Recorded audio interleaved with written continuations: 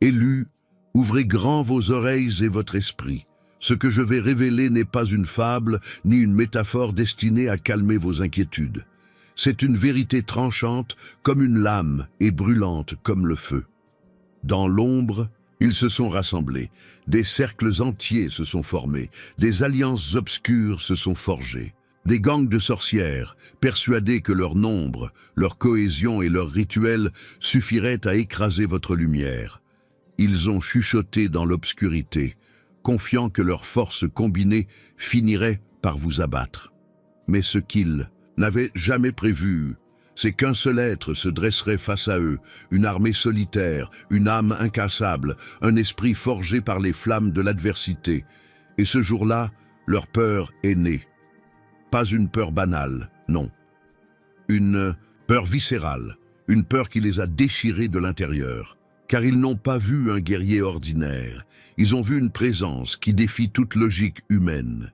Ils ont découvert qu'il suffisait de votre simple existence pour réduire leurs stratagèmes en poussière. Ils avaient des nombres, vous aviez une stature, ils avaient des rituels, vous aviez une vérité. Ils avaient des alliances, mais vous étiez un seul, et ce seul a suffi à briser tout un empire de ténèbres. Élus, sentez ces mots pénétrer votre âme. Leur effroi ne vient pas de ce que vous avez fait, mais de ce que vous êtes. Votre présence a démoli leur forteresse invisible sans même que vous ayez besoin de lever la main. Voilà pourquoi. Ils tremblent encore aujourd'hui. Et avant de plonger dans cette révélation pas à pas, je vous demande ceci. Si votre cœur ressent cette vérité, si votre esprit reconnaît cette confirmation, alors soutenez cette lumière. Appuyez sur « Like ». Abonnez-vous si ce n'est pas déjà fait.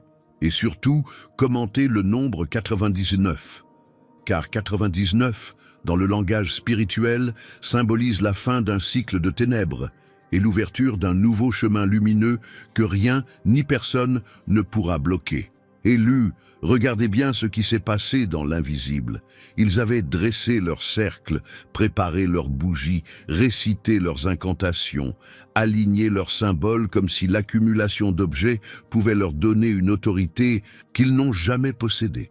Ils croyaient que la répétition de paroles sombres pouvait secouer votre fondation, que leur vacarme collectif pouvait éteindre votre lumière intérieure. Mais voilà la vérité qu'ils refusent encore d'admettre. Il n'a pas fallu une seule de vos paroles, pas un seul de vos gestes, pas même une riposte de votre part. Votre simple existence, votre alignement silencieux avec la vérité, a suffi à pulvériser leur rituel. Ce qu'ils appelaient « pouvoir » n'était qu'un théâtre d'ombre. Ce qu'ils pensaient être une forteresse n'était qu'un château de sable face à l'océan que vous incarnez. Et ce jour-là, quand leur cercle s'est effondré sans qu'aucune main ne l'ait touché, la panique s'est installée dans leur camp. Imaginez-les, réunis dans la nuit, chuchotant, pensant que chaque flamme de bougie ajoutait à leur puissance, alors qu'en réalité, chaque lueur tremblotante révélait leur fragilité. Vous, dans votre silence, étiez plus redoutable que tout leur bruit combiné. Car le silence d'un élu n'est pas vide, il est chargé d'une énergie indestructible, d'une présence qui fait reculer l'ombre sans effort. C'est là que leur cauchemar a commencé. Ils ont découvert que vos cicatrices, vos larmes, vos années de solitude étaient plus puissantes que leurs symboles et leurs chants. Tandis qu'ils dépendaient d'accessoires extérieurs, vous incarniez une vérité intérieure. Et cette vérité n'avait pas besoin de démonstration. Leur vacarme, qui devait vous intimider, s'est retourné contre eux, se transformant en un écho creux qui les a épouvantés. Car ils ont compris que vous ne jouiez pas leur jeu, vous n'entriez pas dans leur théâtre, vous n'aviez pas besoin de vous défendre avec leurs armes. Vous étiez le terrain même où leur bataille se dissolvait. Voilà pourquoi ils ne dorment plus. Voilà pourquoi leurs cercles se sont transformés en pièges pour eux-mêmes. Car, chaque fois qu'ils essayaient de renforcer leur chaîne, votre indifférence les faisait éclater. Chaque fois qu'ils pensaient resserrer leur cercle, votre souffle seul le faisait éclater en fragments invisibles. Vous n'avez pas combattu, vous avez existé, et cette existence a suffi à les humilier. Élus, retenez ceci, la lumière, Véritable n'a pas besoin de crier pour être entendue.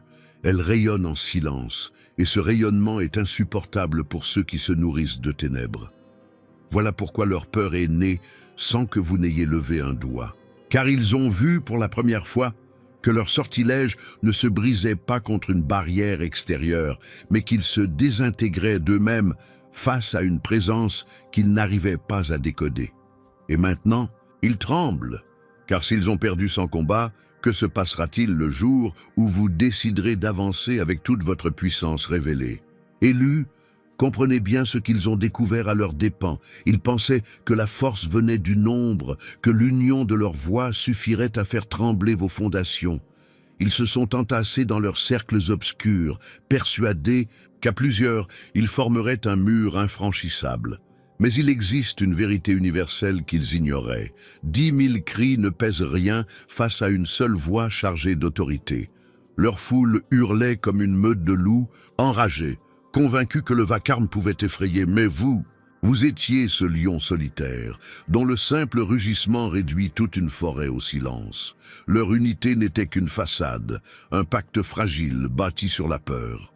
La vôtre, en revanche, était une stature invisible, née dans l'isolement, dans les cicatrices, dans la résistance silencieuse. Et quand ces deux forces se sont rencontrées, leur cohésion s'est effondrée comme du verre brisé. Imaginez la scène, une multitude qui avance, sûre d'elle, s'appuyant sur le confort d'être nombreux. Et soudain, face à eux, une seule présence se dresse. Pas besoin de gestes spectaculaires, pas besoin de menaces. Votre simple immobilité leur a coupé le souffle, car ils ont senti dans vos yeux, dans votre silence, une hiérarchie qu'ils ne pourraient jamais atteindre. Ce n'était pas un duel entre beaucoup et peu. C'était une rencontre entre quantité et rang. Et le rang a toujours le dernier mot. Leur erreur fut de croire que la popularité équivaut à puissance. Ils pensaient qu'en recrutant plus de voix, plus de mains, plus d'alliés, ils allaient créer une avalanche impossible à contenir. Mais vous étiez ce sommet inébranlable que même une avalanche ne peut renverser. Eux, agités, bruyants, cherchaient à se rassurer par la masse. Vous, immobiles, seuls, portiez une majesté que rien ne pouvait contrefaire. Voilà pourquoi leurs chants se sont transformés en échos creux. Voilà pourquoi leurs alliances se sont fissurées dès qu'elles ont heurté votre présence. Car l'autorité authentique ne s'impose pas par la foule. Elle émane de l'âme. Elle ne se construit pas par le nombre, mais par l'épreuve. Vous étiez ce rappel brutal que la véritable hiérarchie spirituelle ne se négocie pas, elle s'incarne. Et en une seule rencontre, vous avez pulvérisé des années de leurs illusions. Aujourd'hui encore, ils s'en souviennent avec effroi. Car si déjà, sans lever la voix, vous avez brisé leur cohésion, que se passera-t-il le jour où votre rugissement résonnera pleinement et réveillera des générations entières? Élus, comprenez ceci. Leur arme la plus perfide n'a jamais été la violence immédiate, mais l'usure calculée. Ils ne voulaient pas seulement vous abattre en un instant, non, leur plan était plus lâche, plus insidieux. Ils voulaient que vos nuits se vident de sommeil, que vos journées s'alourdissent sous le poids des pertes, que vos blessures jamais refermées deviennent des prisons intérieures. Leur objectif n'était pas de vous frapper une fois, mais de vous épuiser jusqu'à ce que votre propre souffle devienne votre bourreau. Mais ce qu'ils n'ont pas compris, c'est que chaque nuit d'angoisse ne vous a pas détruit. Elle vous a renforcé. Chaque larme n'a pas été gaspillée. Elle a coulé comme un métal en fusion qui forgeait une armure invisible autour de vous. Ils pensaient que la répétition allait vous user, mais elle vous a façonné en un être que rien ne peut désormais courber. Voyez le contraste. Eux s'épuisant à répéter des rituels vides, récitant les mêmes incantations comme des automates, espérant que le temps jouerait pour eux. Vous, au contraire, vous avanciez en silence, endurant, supportant, traversant, des flammes intérieures qui faisaient de vous une citadelle imprenable. Leur patience a cédé, car aucune ténèbre ne peut résister éternellement à une lumière qui refuse de s'éteindre. Leur endurance a échoué, car elle n'était pas nourrie par la vérité, mais par la peur. La vôtre, en revanche, était alimenté par quelque chose d'inexplicable, un feu intérieur que même vos blessures n'ont pas pu éteindre. Et tandis qu'ils misaient tout sur votre effondrement, ils ont assisté, impuissants, à leur propre effondrement. Car à force d'attendre votre chute, ils ont perdu leur force, leurs alliances, leurs certitudes. Vous avez survécu plus longtemps que leur rituel, plus longtemps que leur complot, plus longtemps que leur malédiction. Et aujourd'hui encore, ils ne comprennent pas comment vous êtes restés debout là où tant d'autres se sont effondrés. Mais vous savez, au fond de vous, que ce n'était pas une question de hasard, c'était une question de destinée.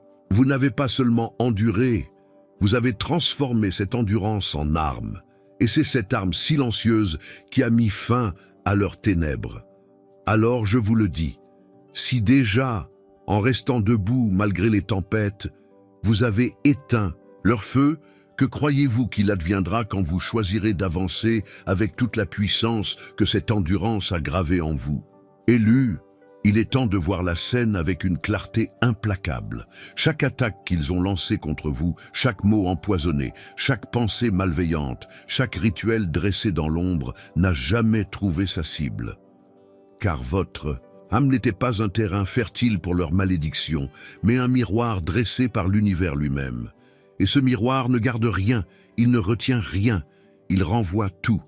Imaginez-les, persuadés que leurs gestes dans le secret allaient vous plonger dans la confusion, que leurs incantations allaient s'accrocher à votre esprit comme une chaîne invisible.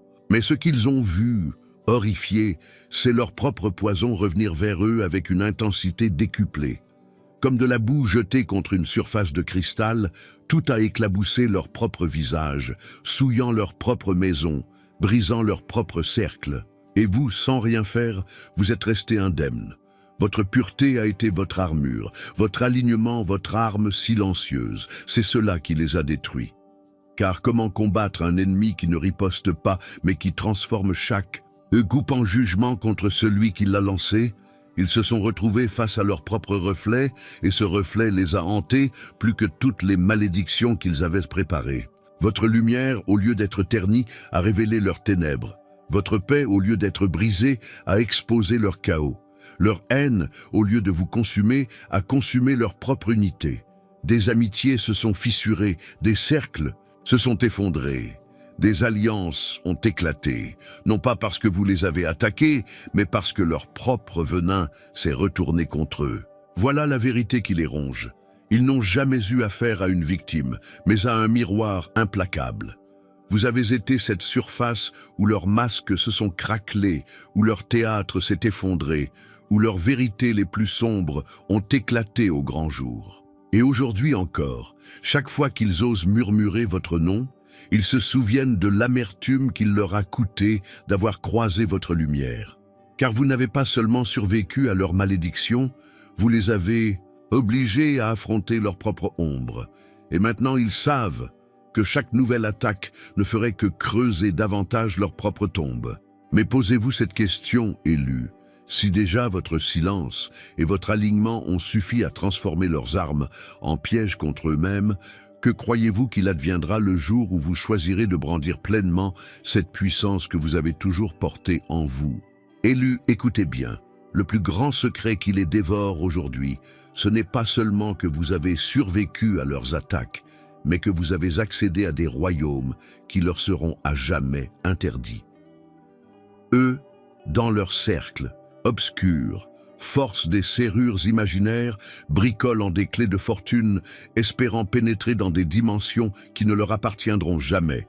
Ils épuisent leur nuit dans des rituels vides, s'accrochant à l'illusion que l'effort répété suffira à leur donner un accès. Mais pendant qu'ils se consument dans cette mascarade, vous marchez calmement à travers des portes que le ciel lui-même a ouvertes devant vous.